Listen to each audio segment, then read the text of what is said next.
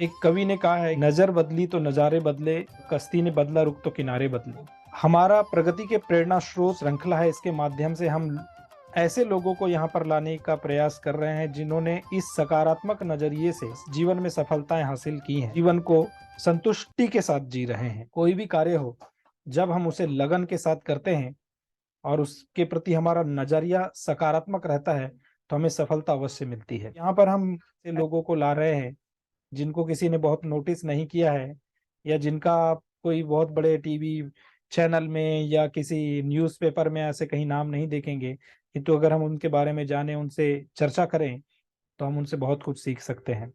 छोटी छोटी बट मोटी मोटी बातें। हम इस बार प्रगति के प्रेरणा स्रोत साक्षात्कार श्रृंखला में श्रीमान गजेंद्र पारधी को इनवाइट किया है। एक अच्छे सफल व्यवसायी हैं, संतुष्ट जीवन जी रहे हैं। वो जिस बिजनेस में है वो MLM बिजनेस कहलाता है, मल्टी लेवल मार्केटिंग बिजनेस।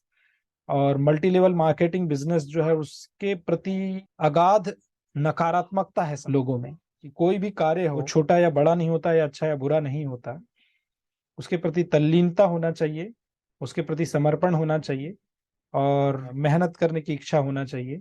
तो हम आगे की बढ़ते हैं और सफलता प्राप्त करते हैं। MLM बिजनेस में जिन्होंने सफलता प्राप्त की है, श्रीमान गजेंद्र पारधी, उनको हम यहाँ पर इनवाइट करेंगे। नमस्कार गजेंद्र पारधी जी, प्रगति के प्रेरणा स्रोत साक्षात्कार श्रृंखला में वर्धनम चैनल में आपका बहुत बहुत स्वागत है। तो स्टार्ट करने से पहले मैं थोड़ा सा परिचय देना चाहूंगा श्रीमान गजेंद्र पारधी जी का। ये बालाघाट में रहते हैं और बालाघाट के पास एक छोटा सा गांव है लोहारा, वहां के रहने वाले हैं। एक सामान्य परिवार से हैं। इन्होंने 2017 के आसपास अपना बिजनेस प्रारंभ किया था और उस बिजनेस में इन्होंने बहुत दिन दुनी रात चौगुनी उन्नति करते रहे और बहुत कम समय में इन्होंने अपने बिजनेस को बहुत अच्छा कर लिया। इनका परिवार संपन्न है, अपने कार्य से बहुत संतुष्ट हैं। ये सबसे महत्वपूर्ण बात है। अब हम उन्हीं से जानते हैं कि मल्टी लेवल मार्केटिंग में कैसे वो आए, क्या उन्होंने सोच के आए और क्या शुरुआत में उनसे बाधाएं, उन्होंने चैलेंजेस जो थे, स्ट्रगल उन्होंने किया और आज इस लेवल पे आए हैं। तो आज हम उन्हीं से जानते हैं। तो गजेंद्र पारदी जी, फिर से स्वागत है आपका। और आप हमें बताएंगे कैसे आपने इस बिजनेस को स्टार्ट किया। आप शुरुआत से बताइए, तो आपका जो सफर है उसके बारे में बताइए। सर, सबसे पहले आपका बहुत बहुत धन्यवाद कि आपने हमें इस अपने चैनल में इनवाइट किया है। मैं शुरुआत से ही आपको अपनी पूरी जर्नी बता रहा हूँ। मेरा जन्म है वो मेरे ग्राम लोहारा में ही हुआ और मेरे हाई स्कूल तक की जो मेरी जो पढ़ाई है 12th तक के की, वो हायर सेकेंडरी स्कूल लिंगा में हुई, गवर्नमेंट स्कूल में। अच्छा। उसके बाद में जब मुझे कॉलेज करने के लिए भी शायद मेरे पास में उस समय पैसे नहीं थे और मेरे परिवार में मेरे पापा मेरे को सक्षम नहीं थे पढ़ाने के लिए। तो हमारे बालाघाट में एक ऑफिस था, वेस्टीज ऑफिस के नाम से, जिसको वेस्टीज मार्केटिंग प्राइवेट लिमिटेड के नाम से जानते हैं। 12 फरवरी 2010 में मैंने उस ऑफिस को ज्वाइन किया था और उस समय मेरी सैलरी थी 800 रुपये महीना। तो उस 800 रुपये में मैं अपनी एजुकेशन भी करता था, साथ में मैं कॉलेज करता था, कंप्यूटर करता था। और उसके एक साल बाद में फिर मैंने ITI का उस समय स्टार्ट किया था। तो धीरे धीरे मेरी पढ़ाई भी चलती रही और मेरा एक समय भी बीतता रहा। उस बीच में मुझे एक चीज समझ आई कि बिजनेस और नौकरी हम्म। में मुझे दोनों चीजें मुझे बड़ी फर्क समझ आई। क्योंकि मैं जिनके पास में जॉब करता था वो सर में SDO थे, और वो अच्छा। SDO होने के बावजूद भी क्या करते थे कि बिजनेस करते थे।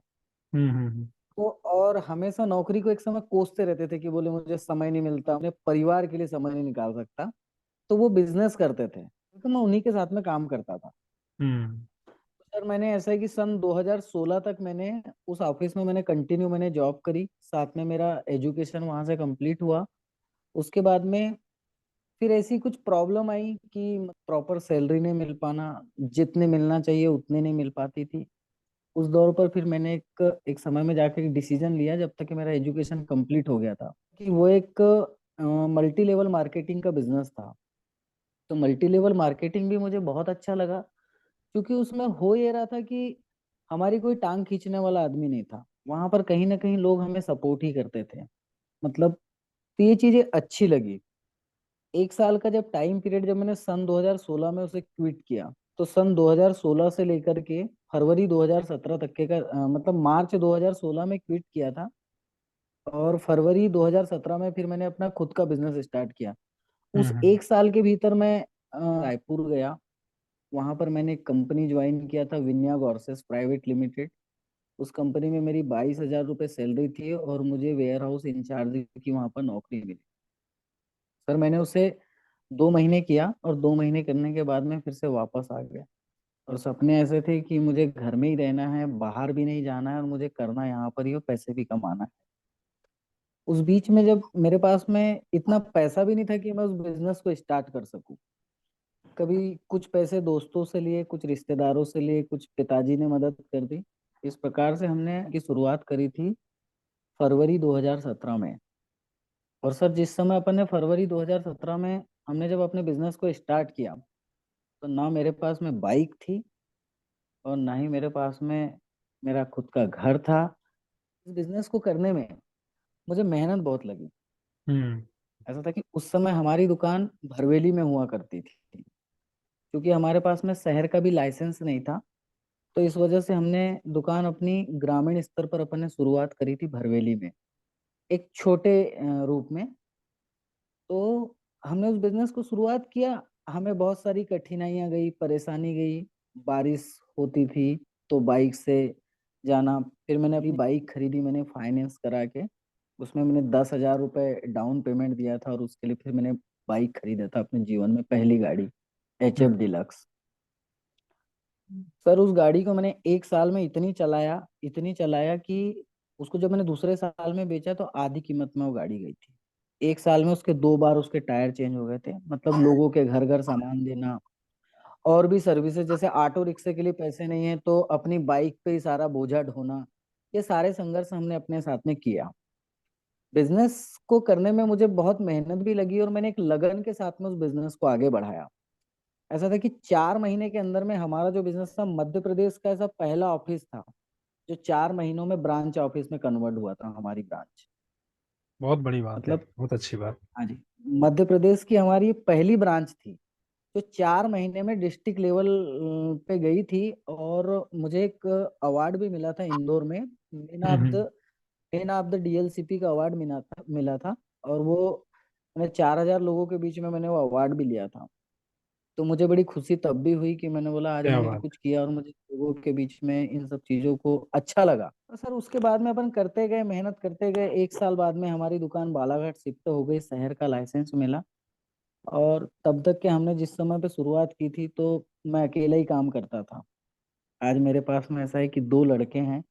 और उस दुकान की उपलब्धि ये रही कि आज जिस दुकान को अपन ने 1 लाख, 1.5 लाख, 2 लाख रुपए से जो अपन ने शुरुआत करी थी, आज उसका अगर अपन सब कुछ निकाले तो आज लग रहा है 60 से 70 लाख रुपए की हमारी दुकान है, एवरेज है। जिस समय अपन ने शुरुआत किए थे तो उसमें 3 लाख रुपए की दुकान थी, आज 3 लाख रुपए का खाली फर्नीचर है उस दुकान के अंदर में। उस बिजनेस से ऐसा है कि मेरे पास में घर नहीं था तो मैंने अपना घर बनाया, मैंने अपनी शादी की, मतलब कार खरीदे। और आज ऐसा है कि थोड़ा मोड़ा बैंक बैलेंस भी रहता है। जमीन जायदाद, प्लॉट प्रॉपर्टी, सारी चीजें लगभग अपन ने अचीव कर ली है। और मैं सर एक संदेश देना चाहूंगा कि कुछ लोग क्या होता है कि 12th पास आउट किए, एक फाइनल ईयर कंप्लीट करेंगे अपनी ग्रेजुएशन, और उसके बाद हम्म। में वो क्या है कि 2-5 हजार रुपए की जॉब ढूंढते फिरते हैं। तो 2-5 हजार की जॉब ढूंढने से अच्छा है कि वो अपना खुद का कुछ स्टार्ट करने के बारे में सोचे, ताकि उनकी भी प्रगति होगी और उनकी आने वाली पीढ़ी भी उससे सेफ रहेगी। यस यस, इंटरप्रेन्योर मेंटालिटी बोलते हैं जिसको, इंटरप्रेन्योरशिप की जी तरफ ज्यादा रुझान होना चाहिए। आज के समय में हमारी जी गवर्नमेंट भी के ऊपर काफी फोकस कर रहे हैं, जी जी इंटरप्रेन्योरशिप होना चाहिए। बिकॉज सब अगर नौकरी के पीछे भागेंगे तो इतनी नौकरियां तो है नहीं है आज के समय में, तो इसलिए थोड़ा लोगों को स्वरोजगार और इंटरप्रेन्योरशिप के बारे में सोचना चाहिए।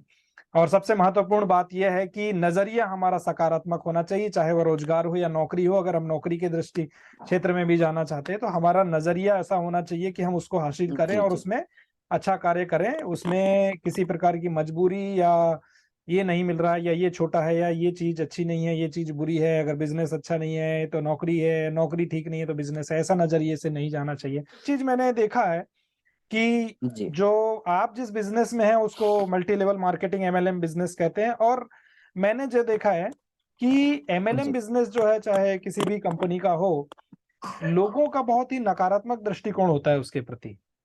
ये जी ये बिल्कुल चीजें सही हैं, बोल रहे हैं बहुत आप। नकारात्मक दृष्टिकोण होता है। और आपने उसमें, और ऐसे बहुत सारे लोग हैं जो उसमें करना चाहते हैं या करते भी हैं, किंतु उन्हें सफलता नहीं मिलती, क्योंकि वो जो बहुत सारा जो नकारात्मकता आसपास भरी हुई है, उसको वो जी व्यक्ति, जो लोग हैं जो करना चाहते हैं, जाते हैं आगे, वो उसको फेस नहीं कर पाते, या वो नहीं। नकारात्मकता को फाइट नहीं कर पाते, और उसकी वजह से बहुत जी सारे लोग छोड़ भी देते हैं। बट आपका जो उदाहरण जी है वो बहुत ही प्रेरणास्पद है, कि आपने वो सारी नकारात्मकता को भी ध्यान नहीं दिया, और बहुत मेहनत करके, जैसे आप बताया, आपने एक साल में 2 बार आपको टायर चेंज करने पड़े गाड़ी के, नए गाड़ी के। तो ये बताती है जी आपकी मेहनत का लेवल, कि आपने बहुत मेहनत किया है उसको प्राप्त करने के लिए, और आपने उसमें आगे आज ये मुकाम तक है। मेरा एक प्रश्न ये था कि ये जो नकारात्मकता है, इसको आपने किस तरह से फाइट किया? तो ऐसा है कि सफलता का रेशो सर नेटवर्क मार्केटिंग में सिर्फ 1% का ही होता है। 99% लोग यहाँ पर फेलियर हो जाते हैं। और हम्म। यहाँ पर ऐसा है कि जो इंसान एक सच्ची मेहनत के साथ में, लगन के साथ में, और अपने आप को पैसेंस रख के अगर काम अगर करेगा, वही इंसान इस इंडस्ट्री में सफल होगा। हम अगर सोच ले कि मैं पार्ट टाइम कर लूं, 4 दिन कर लूं, 15 दिन नौकरी कर लूं, 10 दिन खेती का काम कर लूं, तो उन लोगों के लिए एमएलएम नहीं। क्योंकि मैंने अपने लाइफ में अगर मैंने समझ लो कि सन 2010 से अगर इस इंडस्ट्री को देख रहा हूँ, और ये 2023 का दौर चालू है, तो सर पूरे 12 साल कंप्लीट हो गए। मैंने 12 साल में अपनी लाइफ में सिर्फ लोगों को आते और जाते देखा है। सफल होने की बात अगर करूँ तो बालाघाट में सिर्फ आज के डेट में 14 लोग सफल। हम्म। 14 लोगों के पास में कार है वेस्टीज की। तो 14 ही लोग सफल क्यों हैं? ज्वाइन तो लगभग 5 लाख लोग ज्वाइन है यहाँ के बालाघाट। बालाघाट डिस्ट्रिक्ट में लगभग 5 लाख डिस्ट्रीब्यूटर हैं, परंतु सिर्फ 14 लोग हैं सक्सेस। उसका कारण ये है कि 14 लोगों ने सफल होना चाहते थे। एक्चुअल में वो सफल होना चाहते थे, और बाकी लोगों को ऐसा लग रहा था कि नहीं, हम कुछ समय करेंगे तो हमारे साथ कुछ अच्छा हो जाएगा। बट ऐसा कुछ भी नहीं है। आपको अगर एमएलएम इंडस्ट्री में अगर आपको सफल अगर होना है, तो आपको सही कंपनी का चुनाव करना पड़ेगा, सही सीनियर का चुनाव करना पड़ेगा। अगर आपकी कंपनी प्रोडक्ट बना रही है, तो प्रोडक्ट कैसे हैं, मार्केट के प्रोडक्ट से मिलते हैं या नहीं मिलते हैं, उसकी कास्ट कैसी है, ये सारी चीजों का चुनाव सर अपने को करना ही पड़ेगा। क्योंकि क्या है कि अगर आपको सही। इसके अंदर आपको फ्यूचर अगर बनाना है, तो जो जो कंपनी का एक सिस्टम होता है, उसको भी आपको प्रॉपर वे पर फॉलो करना पड़ेगा। दिक्कत ये जाती है कि अगर किसी काम को, मतलब उस काम को करने से हमें 2 रुपए मिल रहे हैं, तो कई बार क्या होता है कि जो हमारे सीनियर होते हैं, वो अपना एक छोटा सा लाभ कमाने के लिए हमको वहां पर 10 रुपए बता देंगे। अब पता चले कि मैं वहां पर जाकर के बोल दूं कि नहीं, मेरे साथ आ जाओ तो आपको और 20 रुपए मिल जाएंगे। तो ऐसा भी नहीं होता है सर। देखो, एमएलएम भी एक व्यापार ही है। वो कोई अलग से वहां पर ऐसी कोई चीजें नहीं होती है। सिर्फ उसमें फर्क ये होता है कि जैसे आज एक लक्स साबुन आता है, उसका एडवर्टाइज करने के लिए अमिताभ बच्चन जी आते हैं, तो अमिताभ बच्चन जी फ्री में तो नहीं आते होंगे, करोड़ों रुपए उस एडवर्टाइज का लेते हैं। एमएलएम में ये सारी चीजें नहीं होती, एडवर्टाइजमेंट नहीं होता है, साथ में आपका कोई होलसेलर नहीं होता है, आपका कोई रिटेलर नहीं होता है। डायरेक्ट कंपनी के पॉइंट होते हैं और उसके आप ग्राहक होते हैं। तो बीच का जो मिलने वाला जो हिस्सा है, वो आपका होता है। क्योंकि ओपन मार्केट में चीजें ये होती है कि जो बीच का जो हिस्सा जो रहता है, वो एडवर्टाइज में जाता है, मतलब एक सीएनएफ को जाता है उसका कुछ कमीशन, मतलब उसके रिटेलर होते हैं। ये सारी चीजें स्टेप बाय स्टेप वहां पर भी होती है। डिफरेंस यही है ओपन मार्केट में और एमएलएम में, यही डिफरेंस है कि हमें यहाँ पर बताने का कंपनी पैसा देती है, वहां पर आपको एडवर्टाइज वो लोग कर लेते हैं, इसलिए पैसा उनको जाता है। उनको जाता है। हाँ यहाँ जी। आपको एडवर्टाइजमेंट आपको ही करना है, आप ही ब्रांड एम्बेसडर हाँ हैं। और जी जी जो जी। ब्रांड एम्बेसडर बनकर आप जब ये मेहनत कर रहे हैं, तो वो पैसा फिर आपको मिलता है। जो हाँ। अमिताभ बच्चन अब को ऐसा, पैसा जाने वाला था, वो पैसा आपको मिल जाता हाँ, है। और सर हाँ। इसका एक बड़ा फायदा होता है, एमएलएम इंडस्ट्री का एक बड़ा फायदा होता है कि यहाँ पे हमारे साथ में एक रॉयल्टी होती है। जैसे मैं हम्म। भी बात कर रहा हूँ आपके साथ में, अगर खुदा ना खास अगर मुझे कुछ हो गया है, मैं नहीं भी रहा, तो मेरा परिवार कभी भूखा नहीं मरेगा। अच्छा। रॉयल्टी ऐसी रहती है हम्म। कि आज समझ लो, मैंने अगर अपने 5,000 कस्टमर अगर मैंने तैयार अगर किए, उनको 5,000 लोगों को मेरी कंपनी का सामान उनको अच्छा लग रहा है, वो प्रोडक्ट अच्छे लग रहे हैं, मार्केट रेट में है, क्वालिटी अच्छी है, तो वो तो यूज करेंगे। तो वो जितने बार यूज करेंगे उतने बार मुझे उनका पैसा मिलेगा। एक बहुत महत्वपूर्ण बात निकल के आई आपकी बातों से, कि कोई भी बिजनेस हो या कोई भी कार्य हो, हाँ आपको सच्चाई, ईमानदारी, मेहनत और लगन, बस यही आगे ले जा जी। सकती है। लग बाई चांस कुछ नहीं होता है। कोई नहीं बोले कि मैं सर, आ गया लक थोड़ा समय ट्राई लक करके देख जाता हूँ नहीं और नहीं, मैं इसमें हो जाए, तो ऐसा नहीं हो। मेहनत बहुत आवश्यक है। तो ऐसा है कि बिना मेहनत के तो आप कहीं भी नहीं कर पाएंगे। अगर हमें नौकरी भी वही अगर वही करनी बात है तो है। हमें अपने ऑफिस तो पहुंचना ही पड़ेगा, और उसके लिए आपको एक बाइक की या किसी ना किसी माध्यम से अपन जाएंगे। वैसे सही। आपका व्यापार है, आपको सुबह आपकी दुकान खुलनी चाहिए, रात में आपकी दुकान बंद होनी चाहिए। एक सिस्टम आपको फॉलो यहाँ पर करना पड़ेगा, तभी आपको एक अच्छी समृद्धि मिल सकती है। यही बात बहुत इंपॉर्टेंट है कि चाहे बिजनेस हो या फिर कोई जॉब हो, उसका एक टाइम जी फिक्स है। आपको एक समय पे जाना है और जी एक जी। समय पे उसको बंद करके, हाँ उसको ना, मंगल बोलते हैं शाम को, वो करके आना है, चाहे एक ग्राहक आए या ना आए। क्योंकि वो आपके ना आए। बिजनेस की क्रेडिबिलिटी को बढ़ाता है। अगर आप वहां हैं तो लोगों को जी पता लगता है कि ये व्यक्ति का शॉप हमेशा खुला रहता है और ये यहाँ पे अवेलेबल है, तो मैं जब भी जाऊंगा मुझे जिस सामान की आवश्यकता होगी वो वहां पे मिल जाएगा। ये बिजनेस के लिए बहुत ही महत्वपूर्ण पॉइंट होता है, जो बहुत सारे लोग नहीं समझते हैं। और वो सोचते हैं कि जब बिजनेस का टाइम आएगा, जब अच्छा ग्राहकी रहेगा तभी हम खोलें और बाकी समय में बंद करें तो भी फर्क नहीं पड़ेगा। बट ये बहुत निगेटिव पॉइंट है।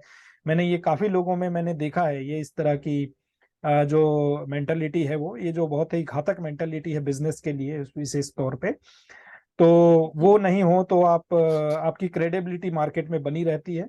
आपका नाम मार्केट में बना रहता है, जिससे वो चलता है। जैसे चर्चा कर रहे थे कि आपका सफर जो है काफी स्ट्रगल वाला रहा, आपने काफी मेहनत करके यहाँ तक पहुंचे हैं। अभी जी। आपके फ्यूचर के क्या प्लान्स हैं?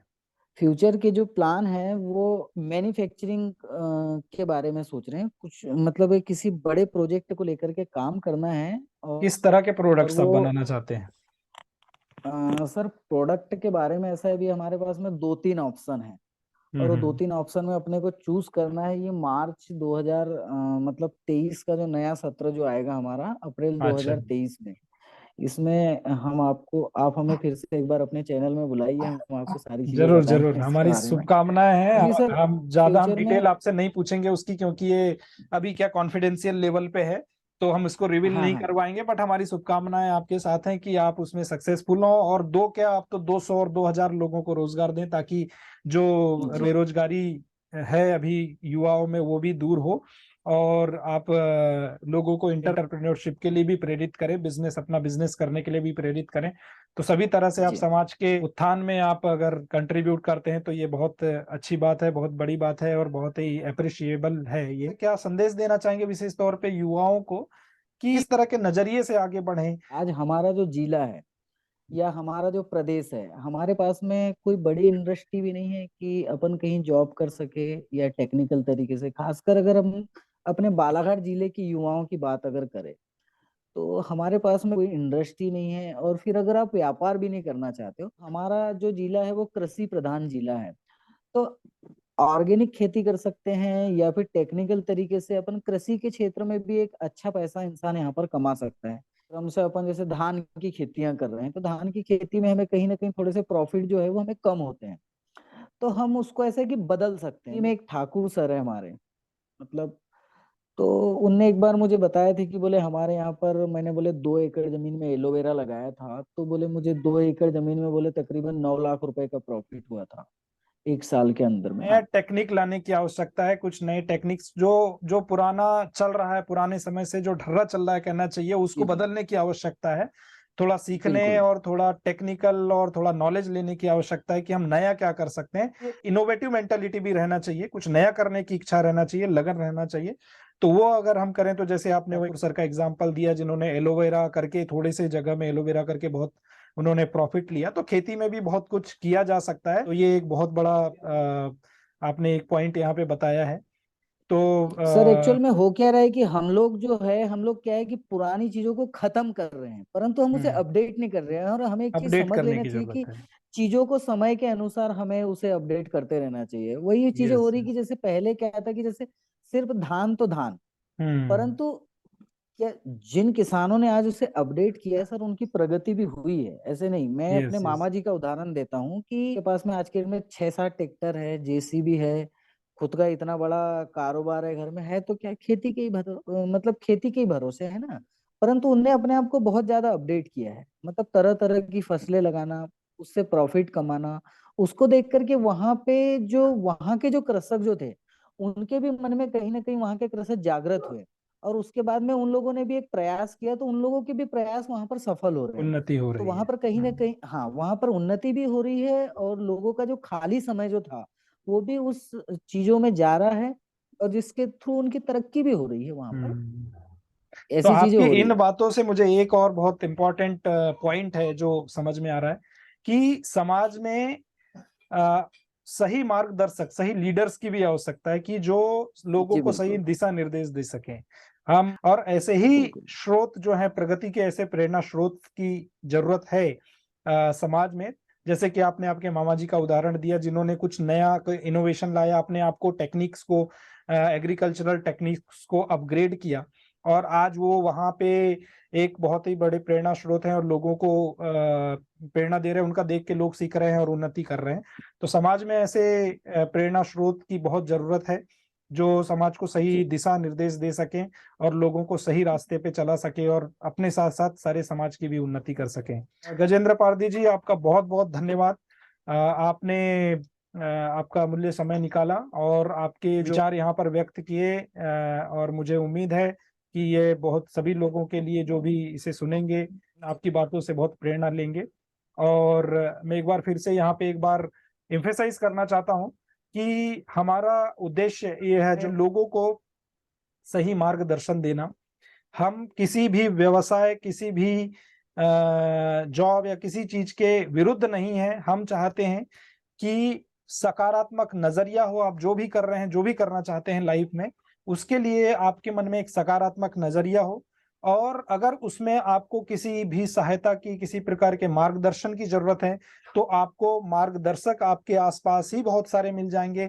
बस आपको ओपन माइंड जी। से उनके पास जाना है, एक सकारात्मक दृष्टिकोण से उनसे शिक्षा लेनी है, उनसे प्रेरणा लेनी है, और आप अपनी जीवन में आगे बढ़ सकते हैं। चाहे आप जॉब करना चाहते हैं, नौकरी करना चाहते हैं, कोई बिजनेस करना चाहते हैं, या किसी प्रकार का कोई चैरिटी का कार्य करना चाहते हैं, कोई भी आप कार्य करना चाहते हैं, तो उसके लिए एक सकारात्मक दृष्टिकोण की आवश्यकता है। और बहुत सारी नकारात्मकता, बहुत सारे लोगों के निगेटिव कमेंट्स आपको मिलते हैं, बहुत सारे लोग आपको डिस्करेज करने के लिए भी आते हैं। तो ऐसे लोगों से फाइट करके, उनसे fight in the sense physical fight की बात नहीं कर रहे हैं हम, उनके विचारों से फाइट करके अपने एक जो सिर्फ सकारात्मक विचारों को लेकर, और सकारात्मक विचारों के को लेकर चलने वाले, जो प्रगति में आगे बढ़ने वाले जो लोग हैं, उन लोगों का संग करके आगे बढ़ सकते हैं। यही हमारे इस साक्षात्कार श्रृंखला का वर्धनम के अंतर्गत मैसेज है, जो हम लोगों को देना चाहते हैं। फिर से आपका एक बार गजेंद्र पारदी जी, बहुत बहुत धन्यवाद। आपने अपना मूल्य समय निकाला,